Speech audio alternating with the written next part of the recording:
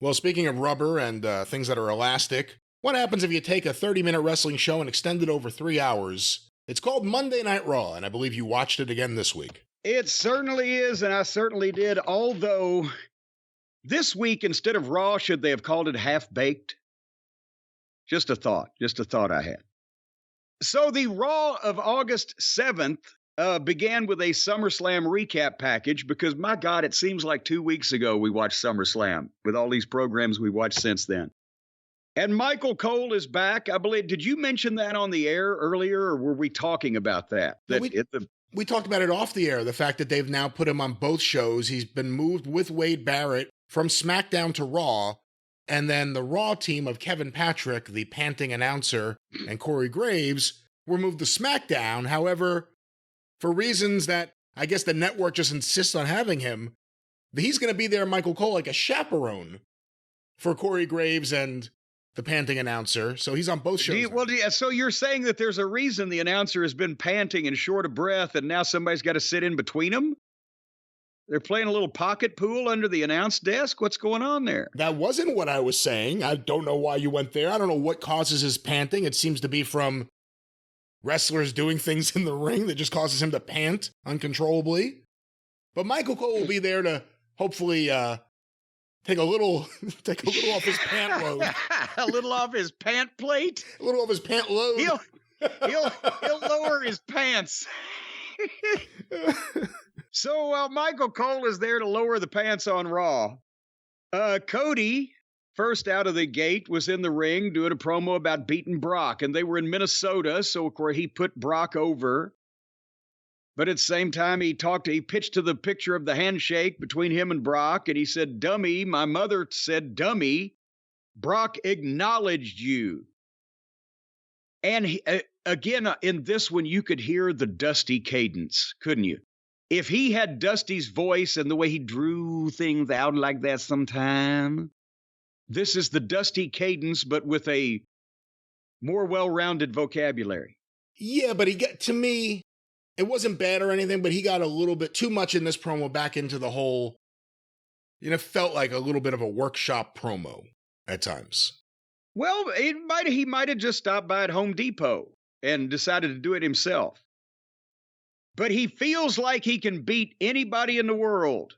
And as soon as he said that, Seth Franklin Rollins music played. And I was like, oh no, they already had 5 matches last year. But the fans went, ooh, ooh, ooh, ooh. And here came Seth in giant yellow rubber boots and yellow inflatable sunglasses and a blue leisure suit from the Hugh Hefner collection. And they went face to face in the ring, and the fans kept going, whoo, whoo.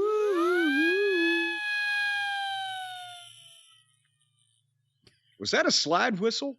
No, it's I don't know what you call it. It's like an old-fashioned siren. Hold on. You know what I'd call it? What's that? Annoying. This is a slide whistle. That's what I wanted to hear. Anyway, they go face to face, and the fans are, ooh. And there's Cody in a suit speaking kind of like a person, and there's Franklin in a ridiculous outfit doing a promo like Handsome Jimmy Valiant in Memphis on mushrooms. And Seth wanted to test Cody's feeling that he could beat anybody, but boom! Right at that point, here came the Judgment Day music. Because they run Raw, everybody knows that. And Priest says that the Money in the Bank briefcase gives him the right to call the title shots. And, boom, boom, boom. And Rhea Ripley, when she speaks, gets huge cheers. And Dominic gets big boos. And she's the most over babyface in the Judgment Day.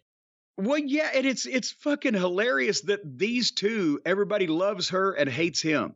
And they're together. Yeah, as soon as she handed him the mic, the boos started. They were cheering her, and then as soon as she handed him the mic, the boos started. If their names are mentioned, if Rhea Ripley, yay! Dominic Mysterio, ah! So, Priest says that Dominic was not done with Cody, And as you mentioned, the fans boo Dominic. And then somehow Finn Balor hits the ring again out of nowhere because he hadn't been there. It's only been Damian, Dominic, and Rhea. Now, they were mad later on when he came out, but I wonder if they certainly had to get an inkling since he wasn't with them that he might do this. But nevertheless, Finn jumps Seth. Judgment Day attacks Cody. Music plays and Sami comes to the ring and makes a comeback and the faces clear the ring. And Cody says, well, heck, here's something that's never been done on Raw before. No, he didn't say that. There's 3 of you and 3 of us. How about a 6-man tag? Okay. And we were 20 minutes into the show by the time that happened. Hey, 2 questions for you. 1, where's Owens? And 2, is this what you would do coming out of SummerSlam to start this show off? And basically, this ends up setting the tone for the whole show, actually. Well, yeah, and I mean, if that's the best idea they had for the main event, then I guess that, but it's what they do all the time. Somebody comes out and talks, somebody comes out and interrupts them, and then some more people come out and they get in a fight and make the main event. Couldn't they advertise a nice main event and then make one of these impromptu matches in the middle just to be different? I don't know. And again, I like the Judgment Day just fine, but another 6-man main event. I'm getting a little sick of that. And then by the time they get to it, they're going to change that again. So, and also it takes a while for all of these things to happen, as we will see markedly and pronouncedly here later on in the program. But love all these people, except 20 minutes into the program, as I mentioned. So now the 4-way to determine who gets an Intercontinental title shot at Gunther. Gable has gone from the outhouse to the penthouse in 2 weeks. He was the comedy figure that was doing jobs in 1 minute for the janitor. And suddenly, he's the most popular son of a bitch in the room. They're chanting his name. And he wins. I'm not going to spoil anything by saying this. He wins a 4-way to get an Intercontinental title shot against Riddle, Ciampa, and Ricochet. And so, again, I wish they hadn't beat Ciampa since he's fresher than Ricochet and Riddle, either one. And by the way, did you like the pink and purple rhinoceroses that flew out of Riddle's ass on his entrance? Oh, yeah. But Gable's a great athlete, but it was a 4-way, and that's what went on. I don't think anybody's going to remember this match in 40 years, but at least now they like Shoosh Boy. What'd you think? He's super over, and I told you a few weeks ago that I started watching some of the Maxime Dupree stuff just because I was told that it had somehow gone from just bad comedy to kind of bad comedy that's somehow getting over. And that Valhalla match, which was terrible, but the people were into it. Like, it was a weird reaction. And she may not be, Mildred Burke or anything, but she seems to be embracing it and going with it and trying hard. Otis has been more serious. And Gable is someone we've always said we hated the gimmick, but we recognize going back to American Alpha how talented he was. Those matches with the Revival weren't just a Revival. It was Gable and Jordan. Jordan's retired due to, I believe, a neck injury. Gable's still here. And now all of a sudden, and we've seen this before, like Sami went all the way with the comedy and then was able to shift back to seriousness and got over bigger than ever before. Maybe there's something here with Gable. It's WWE and Maxime Dupree is still involved, so you can always see them clawing him back into silliness. And I doubt he'll completely drop the shush or anything. But it seems like they're using him better, and certainly the people are reacting to him a lot better. And it's, again, I wish they wouldn't do these things with people that it's clear you can get something out of and waste time and potentially damage them. Some LA Knight recovered from Max Dupree. Gable, has been stuck where they called him short and they made fun of him, and then they stuck him in this, and now for whatever reason, but imagine if they hadn't done those things. I mean, it's not even, this is not even because it's not wrestling bookers, it's TV writers. I mean, because when you're watching Good Times, did Bookman suddenly in 2 shows in 1 season go from being the fucking maintenance guy to moving in and starting to fuck Florida and marry her after James died? I didn't see that episode, no. No, because he was an ancillary character. And suddenly, I don't know. Fonzie was too, though, and Fonzie broke out. All right, well, he changed his jacket. That's true. That's what happened. Once he got rid of the windbreaker, Yeah. he seemed a lot cooler. Yeah. The windbreaker, but he wasn't out there like, fucking washing dishes at Arnold's. And then suddenly in episode 12, he suddenly starts getting all the pussy. Did you watch Happy Days? Oh, yeah. Well, that was some of my happiest days, watching Happy Days back in the early and mid 70s, back when things were still right with the world. Still right in the 70s or watching shows about the 50s? Well, both. Okay. Yeah. So anyway, we were 40 minutes into the program after that 4-way. Then we find out that Cody and Seth don't want to team up, but Sammy's playing pacemaker. Or peacemaker. I wrote peacemaker. I said Sammy's playing pacemaker. I have to write this shit down because I won't remember it. They did a bloodline package. Too bad the bloodline's on Friday, not Monday. They sacrificed Bronson Reed to the decrepit and frail, shaky Nakamura again. I believe he's beaten him numerous times. And we'll find out why in a minute, but it doesn't help poor old Bronson Reed's like fucking, he looks like he's 25 years old. He's got to be is he under 30? He didn't make that fucking list. Was Bronson Reed on that list? He wasn't. I'll look up his age right now. Bronson But my God, Reed. This guy, look at the size of him. Look at the way he comes off the top. He's got an idea of how to move his weight around. And this elderly, shaky Nakamura is beating him repeatedly. 34. All right, he ain't under 30. He looks young. So then, Brian, I don't know if you noticed what was going on in the middle of this program, but suddenly Raw switched over from USA Network to Lifetime, or maybe Hallmark. It became a program tailored toward the ladies.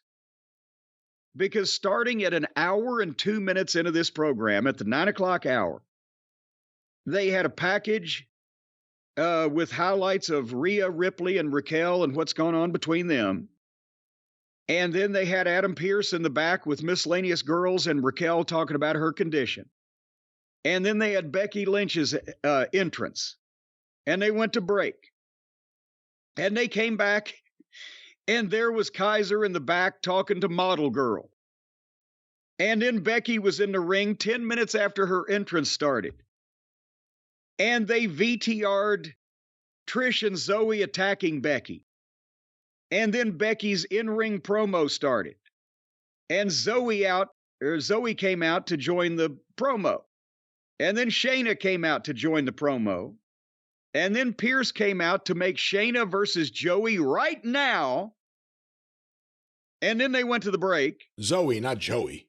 Zoe. Joey Heatherton was really attractive. Yeah, from Long Island. And then they came back from the break, and the Judgment Day were in the back with J.D. McDonough because Priest and Finn are unhappy with each other, but Finn's old friends with J.D., whoever the fuck he may be. But meanwhile, all these girls are standing out in the fucking ring. And then they come back and have Zoe versus Shayna, and then go to a break, and then come back with part 2 of the match where Shayna beats Zoe 1, 2, 3. And what I just told you was 38 minutes of television time altogether from start to finish. I've seen Flair and Steamboat not go that long. Yeah, like I said, elastic. They extend everything way longer than it needs to. A lot of commercial breaks, and For whatever reason, they seem to be really into the Trish Becky feud, and they pulled back. It seemed like they were leading up to a SummerSlam match. There was no match. And then this was what happened the week after or the day after SummerSlam, 2 days after SummerSlam. Regardless, it took a while. So those were the things that happened there. And then we go back to the back, and JD McDonough jumps Sami Zayn and beats the shit out of him, and he's selling his, did you see his elbow? I did. What'd you think of that elbow? You know, it was in the back. I don't know. Obviously, that didn't happen in the attack. So apparently he's got the injury, and that it was the knot on the end of his elbow was the size of a fucking either a billiard ball or a tennis ball. And I believe it's called the bursal sac. Guys taking bumps, especially on the old hard rings, when they would hit the point of their, you can do it to your knee too. I did that one time, SummerSlam 96. But you hit your elbow and it fills up with fluid because you pop that sac. And have you ever heard of the ways that the old timers used to fucking relieve that condition? Yeah, they would just slam their elbow against the wall, wouldn't they? Boom. Yes. They just rear back, table, wall, whatever, and break the fucking, the bubble, and all the fluid would dissipate into their goddamn arm, and it turned all kinds of colors. But he didn't hurt that, Sami, between seg 1 and seg 10 or whatever, I wouldn't think. So they put him in it. The main event then had JD McDonough attack him to give him a reason to be out of it. And now they're going to put Shaky in his place, which is why they put Shaky over Bronson Reed, I would imagine. But did he do anything in the first segment to have caused that? No. All right, I don't know. Then in the middle of all this, Otis and Kaiser Wilhelm had a fucking angle with Gunther and Gable. And I still want to know where Williams is. So, let's get to The Miz. Do you think you'd ever hear me say that? This was my favorite thing on the whole show. Because Miz had somebody in there that he had to fucking fire up at for once. But he got in the ring. It wasn't even Miz TV. It was just a nice in-ring promo without all the silly set and everything. But they showed the VTR of LA Knight winning the Battle Royal. And Miz's thing was he's not getting the proper respect. LA Knight's taking priority over him. He's a veteran. He's been here for 20 years. And this LA Knight didn't come in and introduce himself or shake his hand. And Miz did a good job. I see what, your boy there that you're always rooting for finally came out of his shell. It was incredible. It was a great fired up promo. And he was great throughout this whole thing. And I think that's the frustrating thing about The Miz. Every now and then he shows you that. Of course, he can't do anything about the way they book him. I think he makes the best out of a lot of bad situations. Yeah. But when you use him like this, he's great. He still looks like a frog, but he's great. You want to punch that frog in a suit, don't you? I'd like to punch that frog. There you go. You'll pay to see LA Knight punch him? Fucking frog. I hope he fucking gigs him. Like Abdullah? Don't say that. That's not what we want to wish on people. No, you take a long stick fork and you fucking gig him. Don't y'all go frog gigging up there in New Jersey? No, I find him in the pool. I just found 6 yesterday. Oh, well, you ought to get a gigger.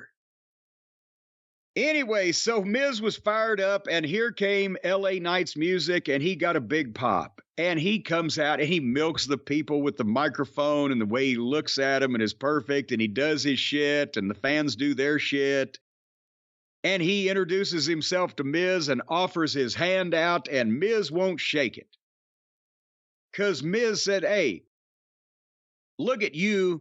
If you took away my suit and my talent and my hot wife and all this stuff, you'd get LA Knight because you're just a flash in the pan. You're an Attitude Era fanboy cosplaying in my ring. Ooh. And again, Miz was fired up. Yeah, I don't know if you would even know this. You know what made that line especially...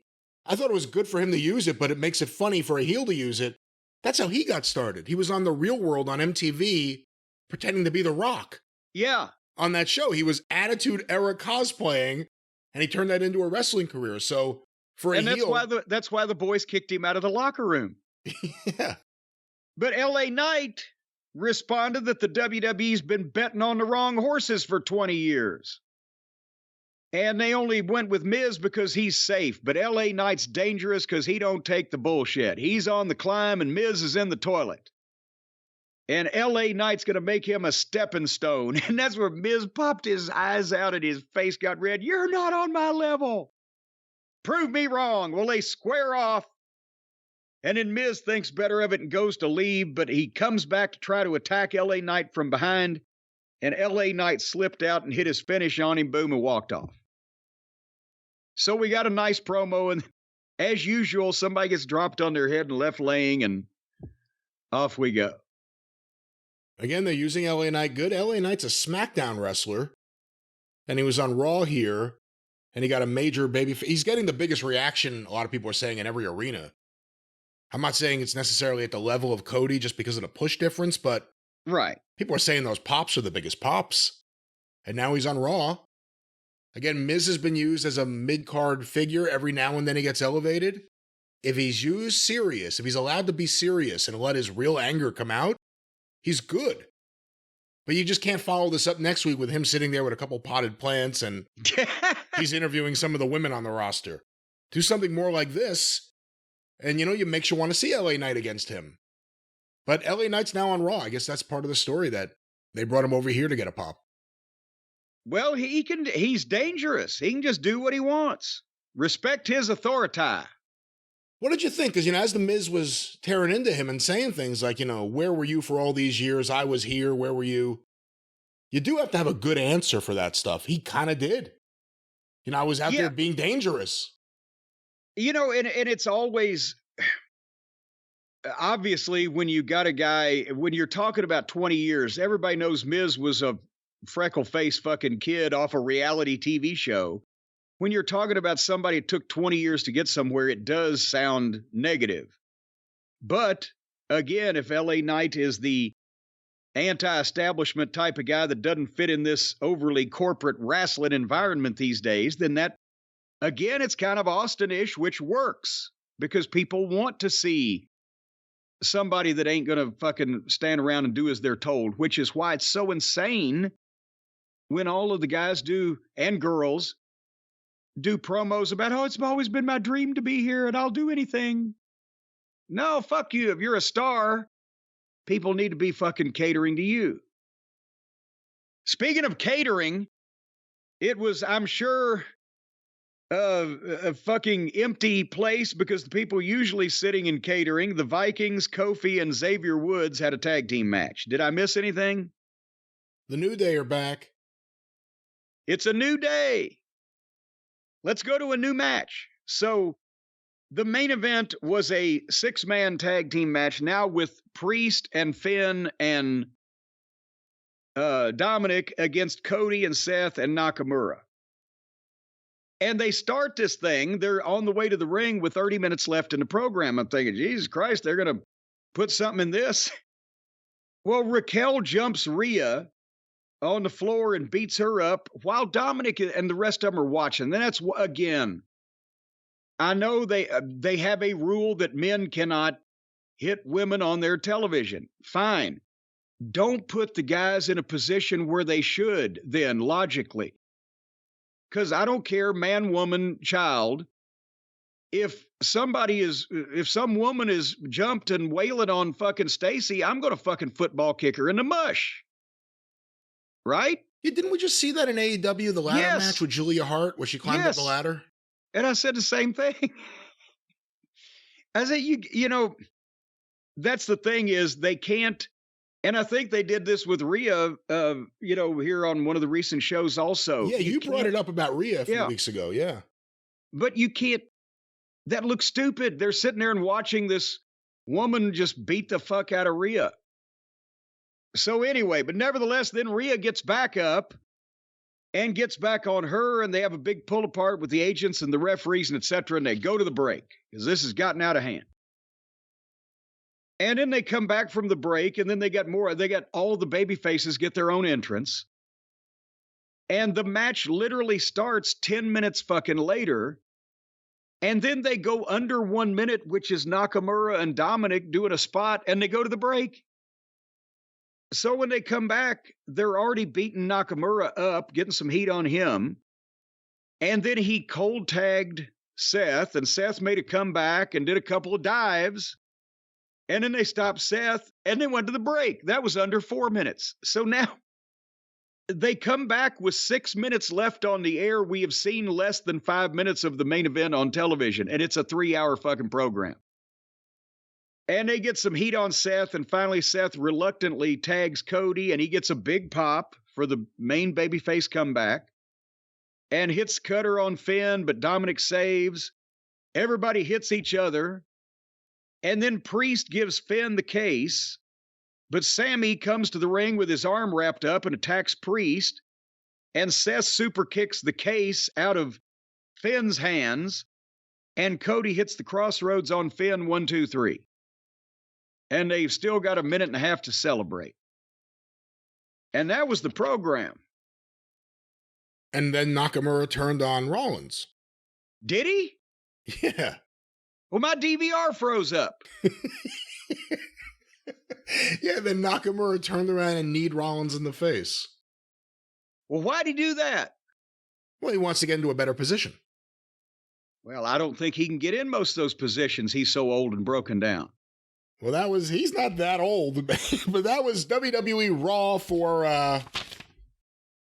August 7th. August 7th. What a wonderful day in I'm wrestling trying history. to think, did my DVR freeze up now, or did I just say, okay, they're just standing in the ring and I've got to fucking, it's done. I may have just hit stop. Boy, it really is saying something, though, if there was a turn and you just watched it and didn't even register. No, I didn't see it. I either hit stop on purpose or the DVR froze up, one or the other. Well, maybe instead of these DVR issues that you're constantly running into where you miss the end of the show, you miss this or that, maybe instead what you could do is access the international feed of one of these shows. Well, here's the daggum thing. I have found out that I was mistaken about a lot of things I've been saying here lately. Thanks to our friends at ExpressVPN, I'm now up to date and fully apprised on the information on how all these things take place. I was wrong, Brian, in saying that everybody has people in their walls keeping an eye on them at the behest of their internet service provider. Everybody doesn't have people in their walls. That's only in certain zip codes. See, I was talking, our friends at ExpressVPN, they've been with us for a long time, and they're trying to keep people safe over there at expressvpn.com. But I was talking to the head engineer over there, General Tesla Zarnoff. Have you spoken to this man? I don't know who this is. It doesn't sound like a real name. I don't think you were speaking to anyone over there. No, he's brilliant. He is the head of the research department, the head engineer over there at ExpressVPN. And as he said, people in the walls, that's just in certain zip codes, because with the new housing, the homeowners associations, and some of the new construction today, it's hard to get people inside everybody's walls. So what they're doing, and this, I've noticed this for months now, I'm sure you have. If you've been going around your neighborhood, you see a preponderance of either ice cream trucks or white panel vans with satellite dishes on top of them. You've been seeing this in your neighborhood, really? Yeah, well, every time you go to the grocery or you take your kids to school, you're seeing this, aren't you? I have not seen this, no. I guess you're still one of the zip codes where they just put them straight in the walls. Who's they? I don't think ExpressVPN's not putting anyone in any walls, no matter what zip code people are in. No. They're trying to get the people out of the walls. See, the internet service providers are the ones that put people in your walls, but now they've graduated, as I've mentioned. If you'd let me tell the people, because this is a public service here we're doing, letting people know about this.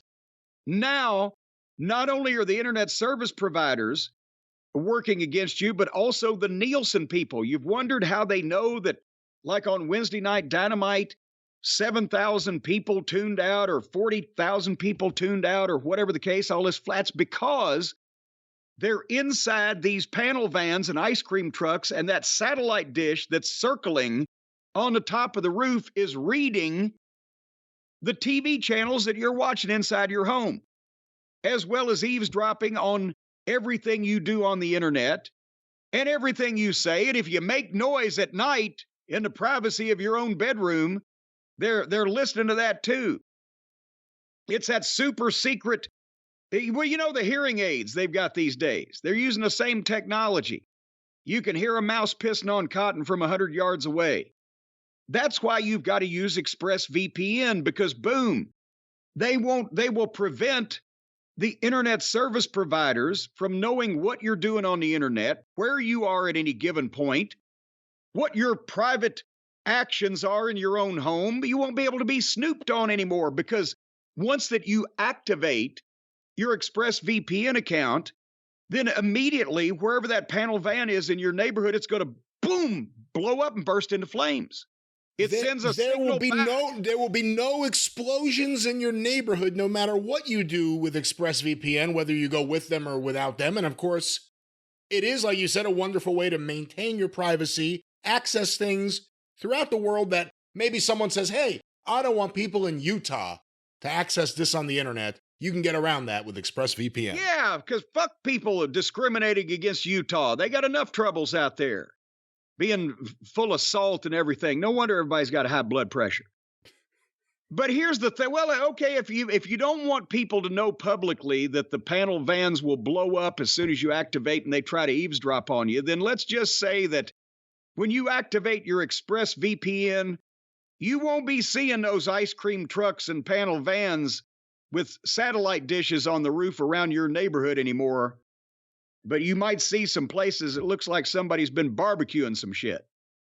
Let's not say that either. Let's say that there will be no ice cream trucks or paneled vans with satellite dishes in your neighborhood unless they're normally there. I don't even know where you get a paneled van in 2023.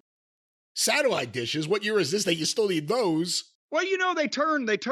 They're constantly turning so that they're monitoring all of the, they're just going around in circles, and they monitor. Like a Doppler radar? Yeah, like a Doppler. And They monitor everything that they can hear from that. It's the same way they got the mob. But anyway, we'll wink, wink, nod, nod. We'll just say nothing about the panel vans. But folks, they won't trouble you anymore. No vans. ExpressVPN, you can change your online location, so you can tell Netflix where to think that you're located.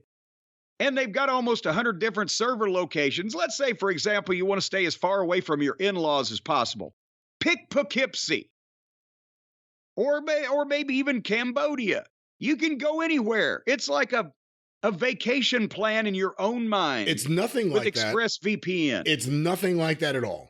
Where do you want your computer located? Maybe it's a tropical location you want to be in. You want everybody to see it's all about keeping up an image.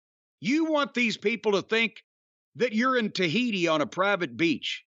And because that way they'll think you're successful. Well, boom, there you go. You just go to expressvpn.com. Because nothing says success like Tahiti. Well, there you go. Marlon Brando loved it.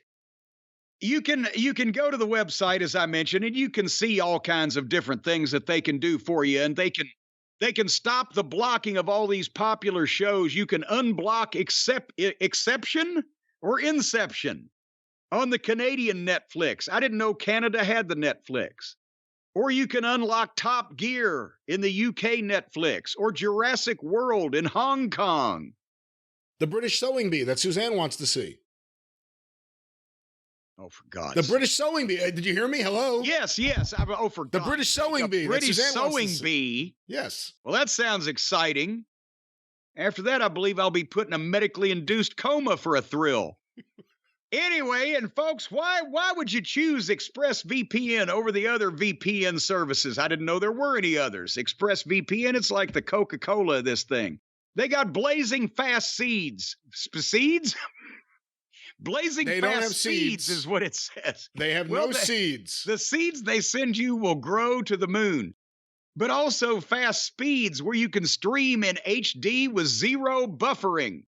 So you don't need Michael Buffer. You don't need his brother Bill or Bruce or whatever his name. Yeah. Bruce Buffer. You're compatible with all your devices, the phones, the laptops, the media consoles, the smart TVs, the Diddlator Mach 3, everything that you've got that's a device, it'll be compatible with, and it encrypts your data. It encrypts your data in this giant concrete tomb. And so you can browse the web securely knowing nobody can jackhammer into your data. So right now, folks, be smart. Like me. Stop paying the full price for streaming services and only getting access to a fraction of their content. Get your money's worth at expressvpn.com/JCE. That's very important, that code /JCE. You're going to get an extra 3 months of ExpressVPN for free. In that time, you can probably take out 6 or 7 ice cream trucks and 3 white panel vans. 3 months free when you sign up at expressvpn.com/JCE. Make people think you're somewhere other than you really are. That's the most satisfying thing in the world. expressvpn.com/JCE.